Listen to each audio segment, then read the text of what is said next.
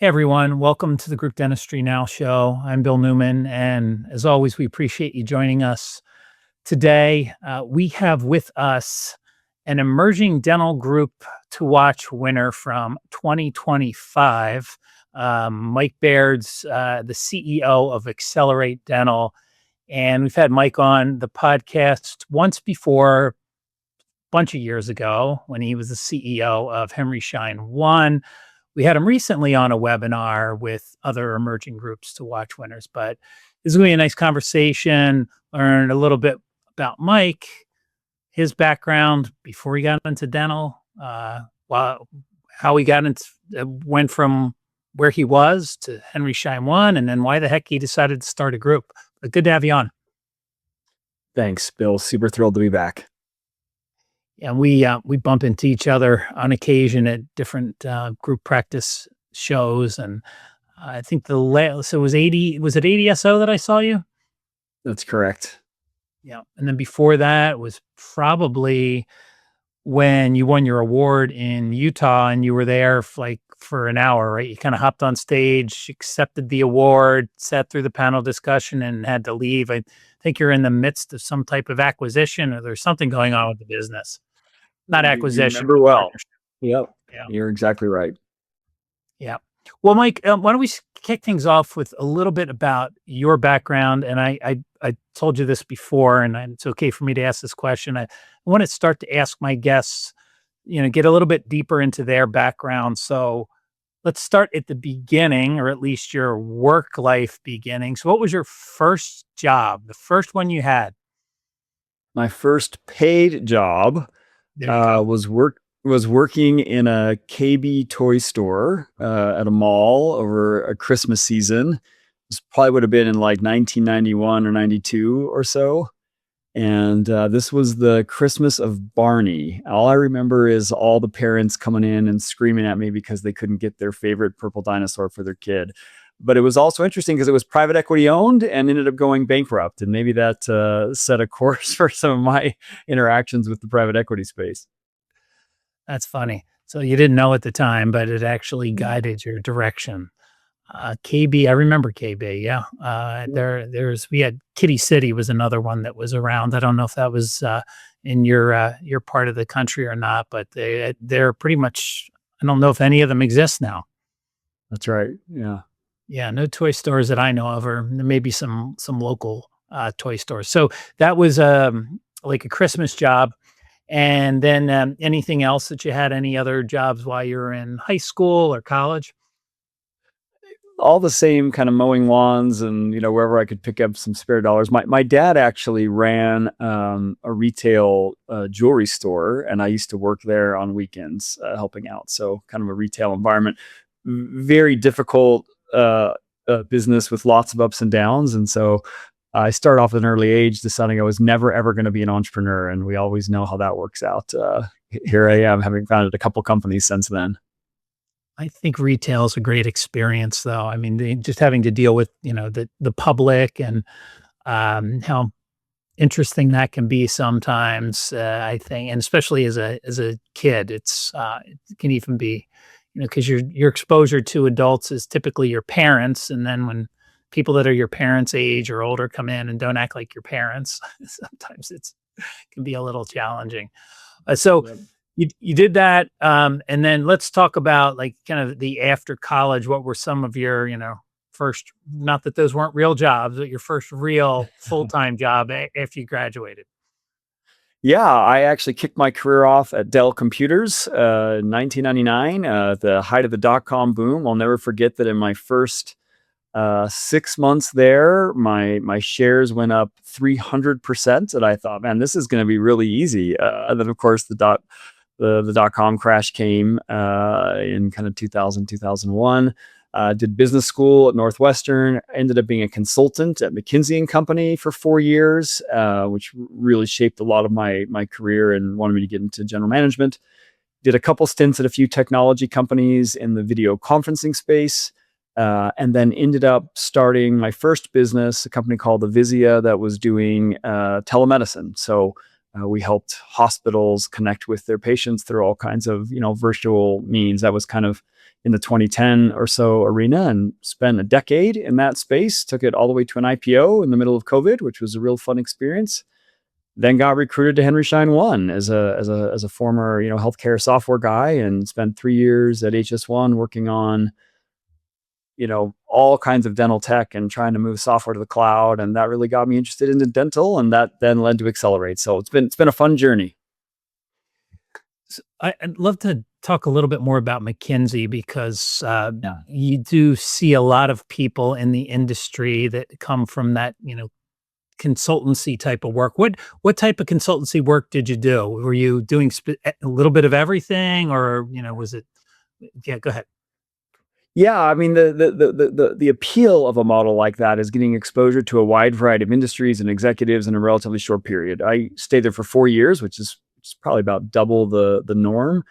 I had a couple sectors. I did a lot with the airline industry, did quite a bit in technology, some consumer packaged goods companies. So it was actually a mix of many things. But the appeal, I think, is always you get exposure to lots of different functional areas. So obviously, there's a general management executive thing because that's the folks that you're working with, but also having highlights into deep areas like operations and strategy and marketing, et cetera. And that background tends to lend itself to folks that end up wanting to run companies someday.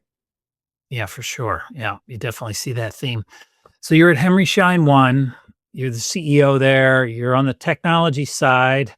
You're playing around with all the different, 40 or 50 different brands that Henry Schein One has. And um, when you were there, did you? You were working with DSOs and group practices. You got a chance to really understand the industry.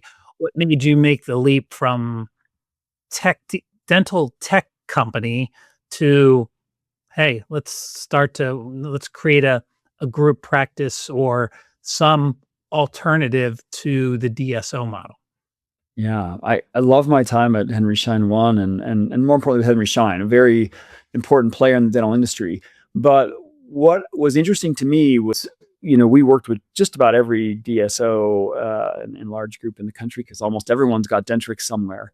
And I just recall having one of these moments, very similar when I started my last company, where I felt like, wow, someday this telemedicine thing is going to be a big deal. Now, it took 10 years before that actually came to fruition in COVID, but I kind of had similar feelings watching DSOs and the larger group practices, depending on how you measure that, somewhere between, I'll call it 20, 30% penetration.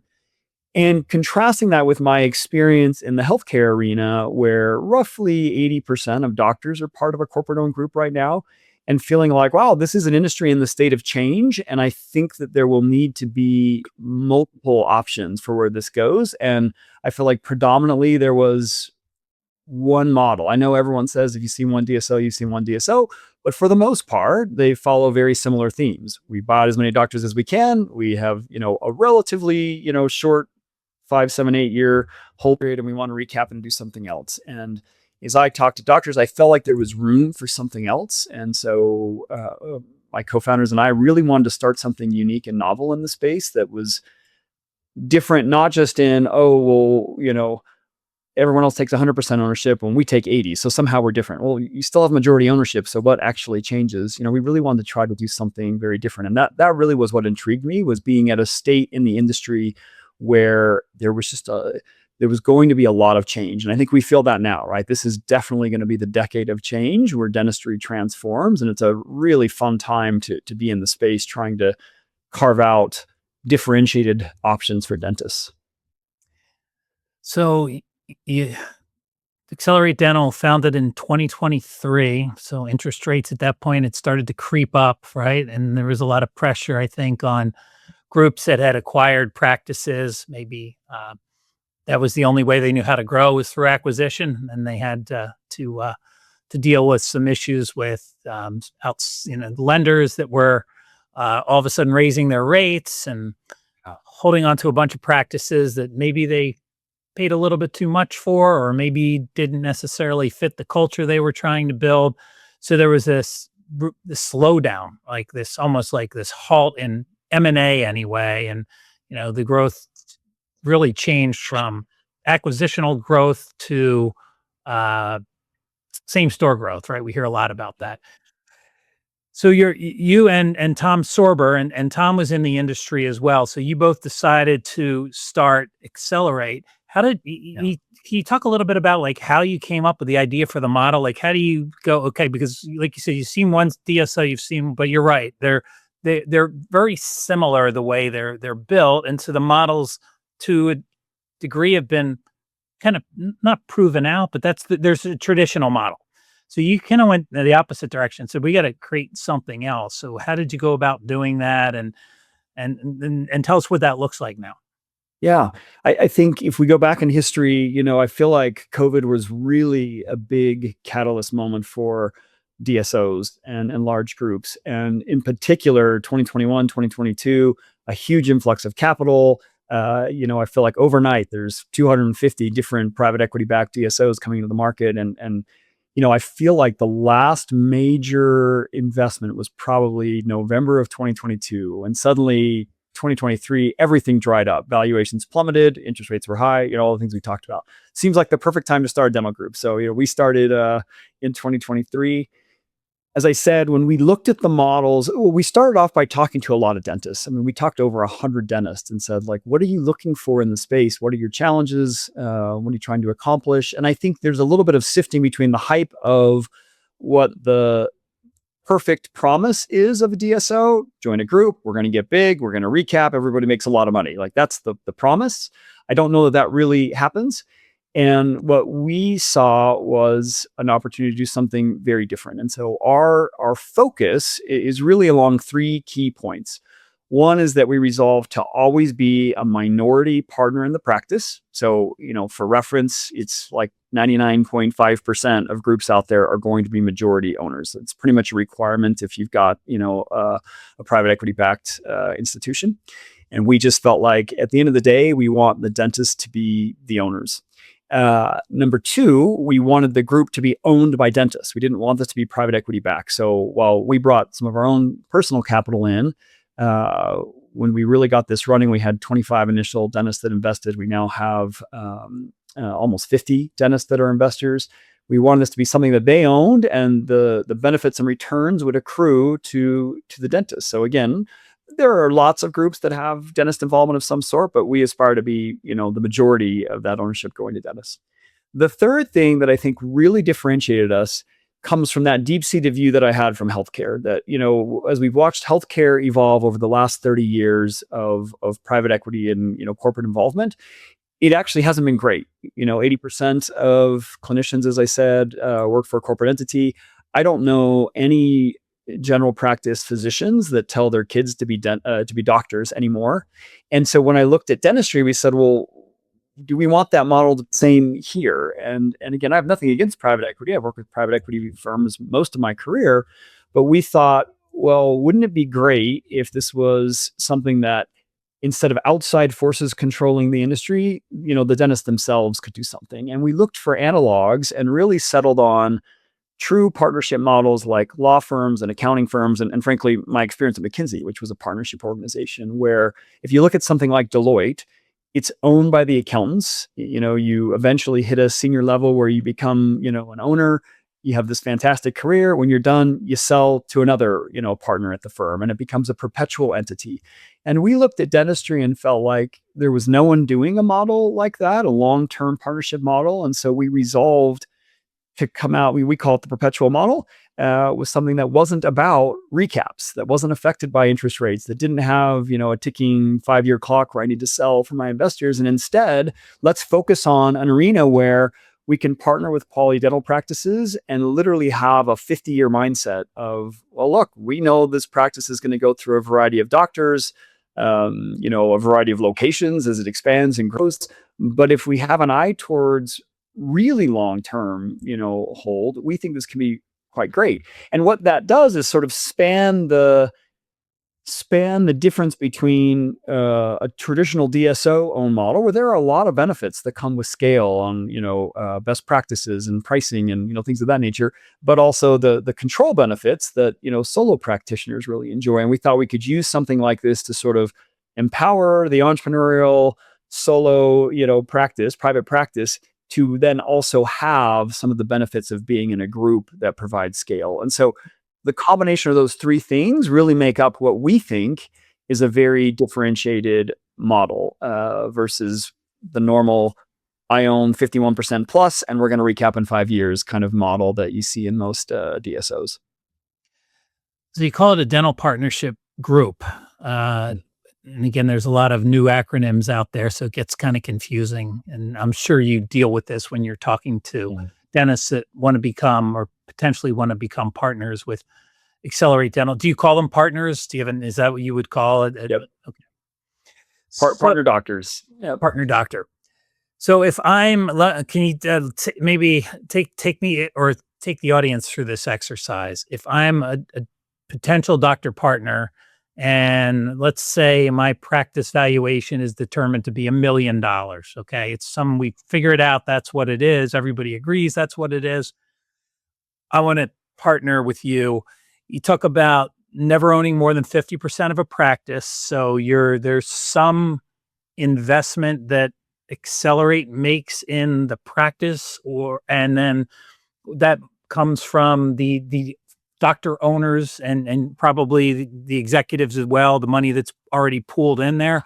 To kind of take me through where that money comes from, and then what is the kind of the ongoing relationship looks like. So once I partner with you after the transaction is done, what can I expect? Yeah, great question. The way we do it is very different. This is not we come in and give you a bunch of cash to be owners in your practice. In fact, kind of our core philosophy was we're here to build on top of what you have. So if your practice is worth $1 million today, that's yours. That's your value. We want to participate in the growth that we create together. And we have a mechanism for that. We kind of build a preferred equity for our partners and sort of measure our ownership based on the growth that we create together. We also have an element where, and so we don't give any cash when we close with our practices. It's really a partnership on future growth. The second element is we let them exchange some of that value if they want for ownership in the group, because we wanted to have a way for them to do that. And so both them being able to partner with us and us being able to partner with them, we're typically doing somewhere between a 5 and 25% equity swap of some sort, whereby in a tax efficient way, they become owners in 40 other practices, right? It's actually a way to diversify your practice, and vice versa. Then we become owners with them. And so it's a little bit of a different structure, but our dentists like it because one, it helps us sort out those that are looking for a quick hit. Oh, I was hoping to get $3 million and then walk away tomorrow. Well, that's not our model. We want to partner with you, till the end of your career, and then, help you pass it on to somebody else. And so it acts as a self-sorting mechanism. We want doctors who want to grow and they want to participate in their own growth. And so on average, we end up owning about 30% of our practices over time. As we grow, as we create that additional value for them. And then over time, the ongoing relationship, we charge a support fee. That's what, funds the accounting and HR resources and, benefits teams and procurement and all those things. We charge a 5% support fee. Actually, it's probably on the low end for most groups. Generally, we find that we cover that cost. So usually profit goes up after we join. So, we're able to provide those costs at a cheaper rate than what they were paying for it. And then it just becomes something where we settle in together as partners to figure out how to grow the practice. The difference is that there's not an event. They're not waiting on some recap. It's custom tuned to whatever that doctor is. And that exit for them comes in one of two ways. For their practice, whenever the time is right and they want to retire, we're helping them bring in associates and eventually monetize their practice by selling to that associate. And generally, we're getting them really nice valuations because we've improved the structure of that practice. It becomes a much more profitable practice. It's usually a multi-doctor practice. And so similar to what other DSOs do, we're creating value in the operations that doctor is then able to monetize when they sell to their associates.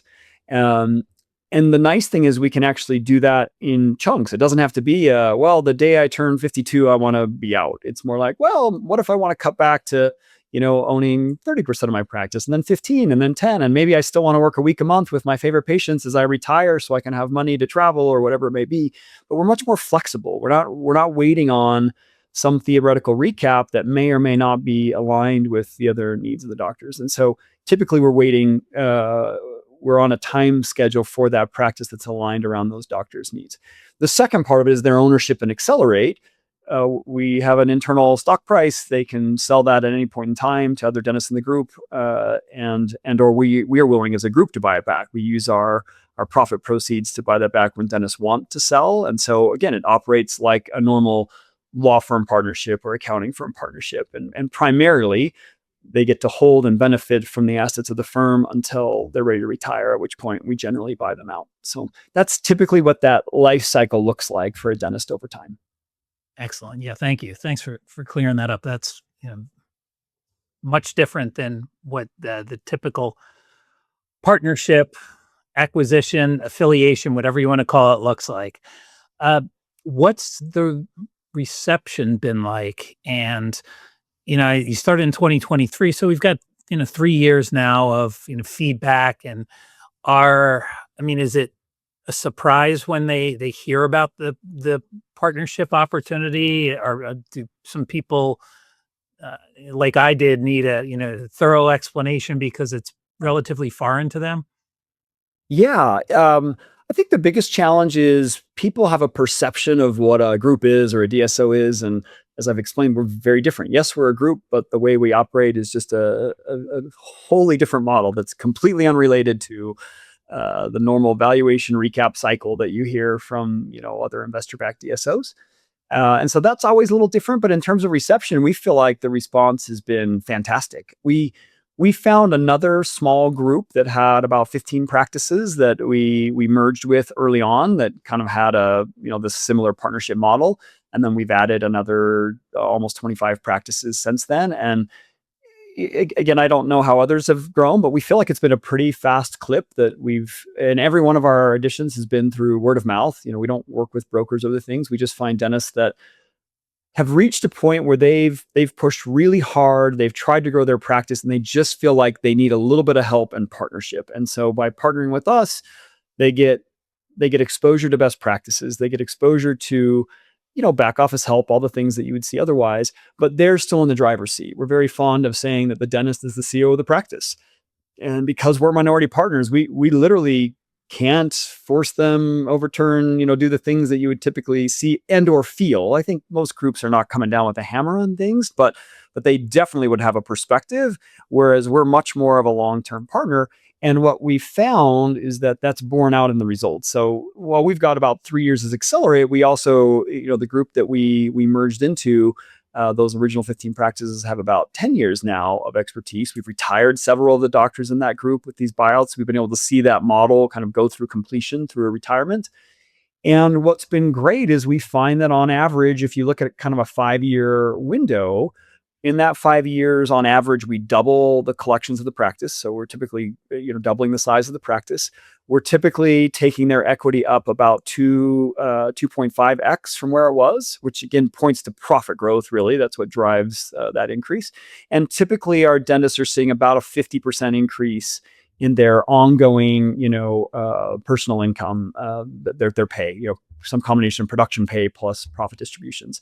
And so those are really good numbers, and dentists love it. And so what happens is then they start telling their friends, well, actually, because it'll come up eventually. Oh, have you heard about this DSO or that DSO? What are you thinking about doing? And they say, well, actually, I've joined this interesting little group and I've been with them for a couple of years now. And this has been my experience. And we've found that to be a much better way to attract dentists and partners is through word of mouth than anything we could ever do on our own. As we start to get bigger, we're going to start pushing a little more. We feel like we've proven out something that's really exciting, but that's been kind of the life cycle of how we find folks, the reception out there, and it's been a really positive response thus far. All right, let's shift to the state of the industry. Definite malaise, some may call it. We're interesting times in the dental industry for sure. We talked a little bit about some of the reason for that, right? We had the interest rate increase, inflation. There's some things going on geopolitically now, right? I think we've got some hesitation from patients. You hear treatment acceptance is down in some cases. Recall is a little bit more challenging in some cases too. So there's challenges to the industry as well. I do also think what we've seen is this. There was a negativity against DSOs. There was this 10, 15 years ago. DSOs bad, and then when valuations were great and money was cheap, all of a sudden that got really quiet. We didn't hear much about that anymore. And now we're back to hearing that again, where doctors maybe that have partnered with DSOs are still waiting on a recap or that equity that they rolled over. They're like, maybe it's not worth what they thought it or were told it would be worth. So there's a lot of that going on. So now there's a lot of hesitation, I think, for doctors to want to partner with DSOs because of this new reality. So a lot of things going on all at once. To talk a little bit about how you see the state of the industry and how that affects not just DSOs and groups, but the private practitioner, the docs that you're partnering with. Yeah, you mentioned a lot of the environmental things that are big pressures on practices right now. I mean, I would add labor costs have been a really big challenge, especially, coming out of COVID and sort of the departure of a good chunk of the hygiene market. And it's not like on the insurance side that we've seen commensurate increases in payments, et cetera. So that's really put a squeeze on practices. And I think, as you mentioned, focusing in on more solo practitioners, I kind of look at it a little bit. One of my clients at McKinsey was Walmart, and we talk about the Walmart effect over time, whether it's KB Toys, whether it's Home Depot, whether it's Walmart. We see these expansions to groups because they get better supply costing, better insurance rates, better operational scaling and things of that nature. And so the reason that we then feel like we can help a solo doctor, most solo doctors are struggling. I've looked at the ADA data over the last 15 years, we've seen something like 15 to 22% decrease in average wages for dentists over the last 15 or so years. And a lot of that's because the inputs coming in, assume it's a developed practice. It's not a de novo. It's been around for a while. Generally, they're seeing kind of 2% annual, patient growth, but the rates are the same. So if your top line is relatively static, but your costs and bottom line and things of that nature keep creeping up, that profit has gotten squeezed down to where most of the dentists I meet, an average dental practice in the United States is doing about 800K in production. And so most dentists that I meet that are kind of in the $1 million range are usually running at what we'll call a negative 5% margin, meaning they take home everything that's there, but it's the equivalent of 22 to 27% of production pay. And, we look at that model and say, we think doctors should be making 32%, production pay. So you're actually negative margins. And we measure ourselves by figuring out ways to get you to full pay and then to have, profit on top of that. And the only way that I see that in our current market is leveraging scale. And this is where I think the DSOs are incredibly good. There's a reason why MB2 and Heartland and others are owned by top tier private equity firms. It's because they see it as a great profit producing model. So what drives that, right? Can we start to get real savings implies, which has been really challenging because, imagine if you're Patterson and 20% of your book of business is very large DSOs with massive negotiating scale and you're giving them, 30, 40% discounts. Well, you're not just going to accept the bottom line that went down, right? So where are you going to get those increases or stay static? Well, you're going to pass it on to the people that don't have that negotiating leverage. And so our job then is to help make it easier for those solo dentists. So instead of being the ones that are on the short end of the stick with insurance companies and with suppliers, et cetera, and on the labor challenges, well, now we want to get them to be part of that same club without having to sacrifice that long-term ownership and control of their office. So we're able to get them the same supply discounts, and procurement discounts to help them better negotiate with insurance companies, to figure out how to put, some of those operational best-in-class improvements into their practices, to look at, better scale in hiring and recruiting, which is really hard for dental practice. I can throw something up on Indeed, but that doesn't mean that I have dedicated recruiters that are working on my behalf every day. And so those are the things that we then think can make a solo operator start to look a lot more like the efficiency that you see in a well-run, PE-backed dental group, DSO. And so that's the hope, is that we can bring them that hybrid set of benefits without having to sacrifice the control. I'm curious if there's when a doctor partners with Accelerate, is there something like a year out that they go, "Gee, thank goodness, like this, like there's this one thing that stood out. Thank goodness you're now supporting us when it comes to this, whether it's procurement or recruiting, or is there one item that always kind of bubbles up to the top, and or is it just depends on the group that you're or the practice that you partner with?" It definitely depends on the practice or group, but I would say there are a couple of things that are easy wins that are nearly impossible for them to do. Obviously, procurement. I mean, literally on day one, we can snap our fingers, switch over to new contracts, and you see an immediate change in your supplies costs. So that's super easy, right? On day one, we bring in full-time recruiters that are helping bring people into your practice. So last year, I think we hired 50 some odd people across our practices. So those are associates and assistants and hygienists. And while it's still not easy, it's a whole lot easier when you've got a dedicated team going after that. And so I think that's an area where they also feel some significant help and improvement. And then the last one that I would say is really, and we'll talk more about this, I suspect, is technology.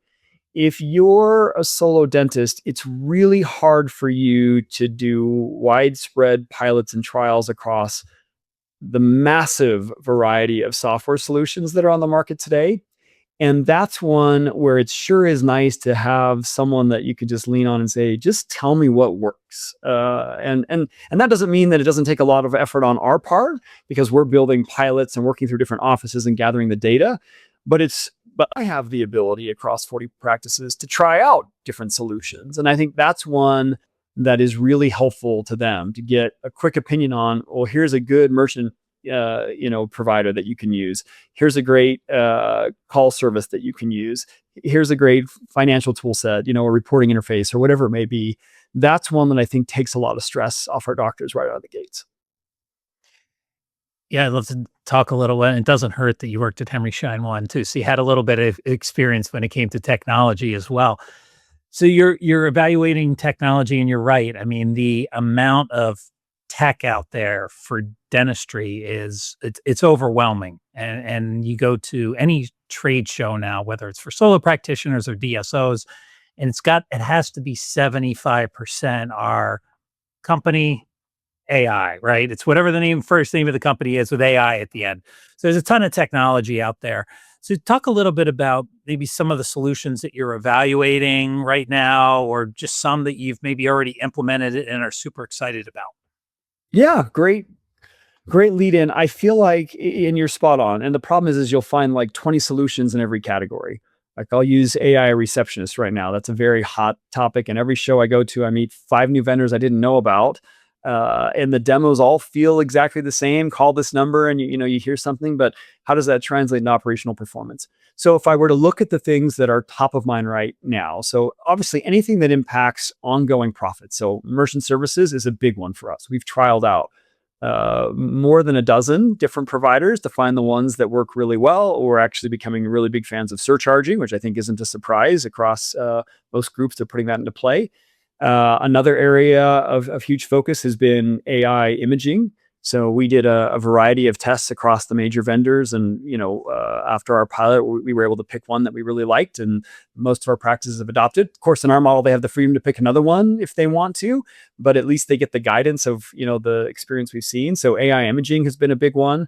As I mentioned, AI receptionist, I think, will be huge once we lock in on a model that really works. I've had a couple failed pilots there where it hasn't quite been as seamless as we'd like, or we've gotten some big complaints from customers that just felt like they're not used to it quite yet, though I think that tipping point is going to come a lot quicker than we think.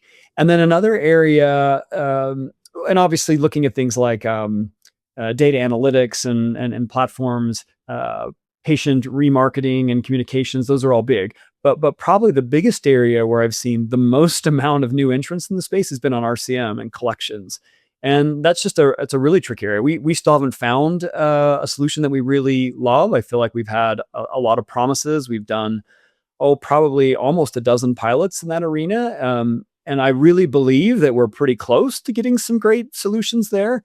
But those are all examples of technology areas that are having a huge impact. And most of those ones that I mentioned, the receptionist, the RCM stuff, the imaging are all in that AI category.